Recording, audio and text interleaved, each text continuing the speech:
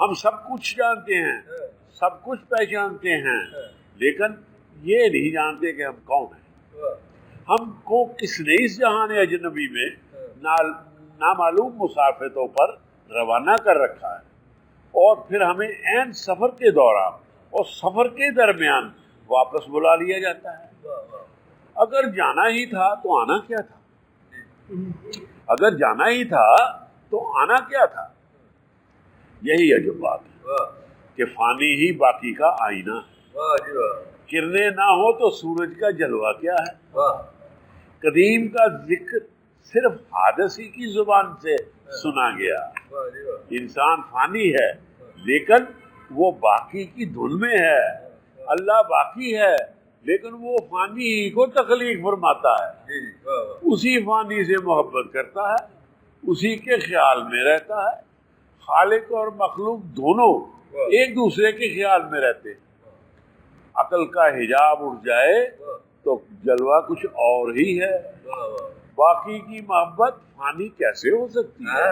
واہ واہ واہ، باقی کی محبت فانی کیسے ہو سکتی ہے؟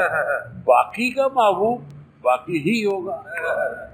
بہرحال کلزم کے جلوے قطروں کے جلوے ہیں، نقش و نگار کی کثرت دراصل وحدت ہی کے جلوے ہیں۔ خیال ایک وسیع کلزم ہے، صاحب خیال کی تخلیقات قطروں کی طرح ہے۔ قطرہ قطرہ تقسیم ہونے کے بعد بھی کلزم تو کلزم ہی رہتا ہے، اس کی وسعتوں میں کچھ فرق نہیں پڑتا۔ خیال بیان ہو کر بھی بیان نہیں ہوتا۔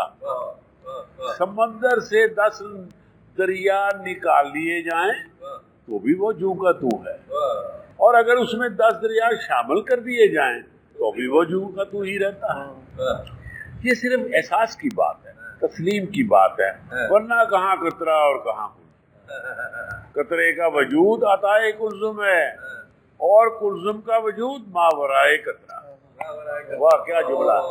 قطرے کا وجود عطائے کلزم ہے اور کلزم کا وجود ماورائے قطرہ۔ مصنف اپنے مضامین کو اپنی تخلیق سمجھتا ہے، وہ سمجھتا ہے کہ وہ خود ہی اپنی تصنیف کا خالق ہے۔ دراصل خیال کا خالق وہی ہے جو انسان کا خالق ہے۔ خیال جب چاہے جہاں سے چاہے نمودار ہو جائے۔ خیال کا خالق، دراصل خیال کا خالق وہی ہے جو انسان کا خالق ہے۔ خیال جب چاہے جہاں سے چاہے نمودار ہو جائے، جس زبان سے چاہے بیان ہو جائے، جس قلم سے چاہے رقم ہو جائے۔ اس لیے ان مضامین کو خالق خیال کا احسان مانتے ہوئے آپ کی خدمت میں پیش کر رہا ہوں۔ یہ دیکھیں خود کیا خود ہی کہہ رہے ہیں جی، یہ اس لیے یہ قطرہ قطرہ سب کچھ یہ ابتدائیہ نا پہلا کا، اس لیے ان مضامین کو خالق خیال کا احسان مانتے ہوئے آپ کی خدمت میں پیش کر رہا ہوں۔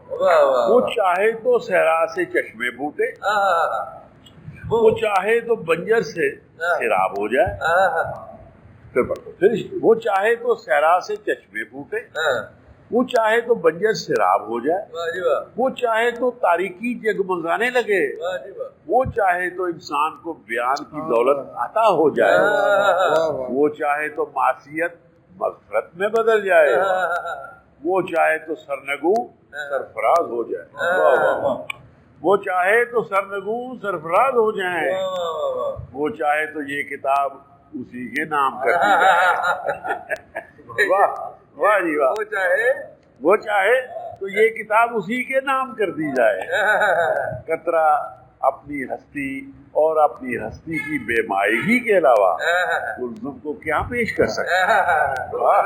دیکھا جی، وہ آ گیا نا۔ وہ چاہے تو یہ کتاب اسی کے نام کر دی جائے۔ قطرہ اپنی ہستی اور اپنی ہستی کی بے مائگی کے علاوہ کلزم کو کیا پیش کر سکتا ہے؟ بس اپنی تخلیق اپنے خالق کے نام۔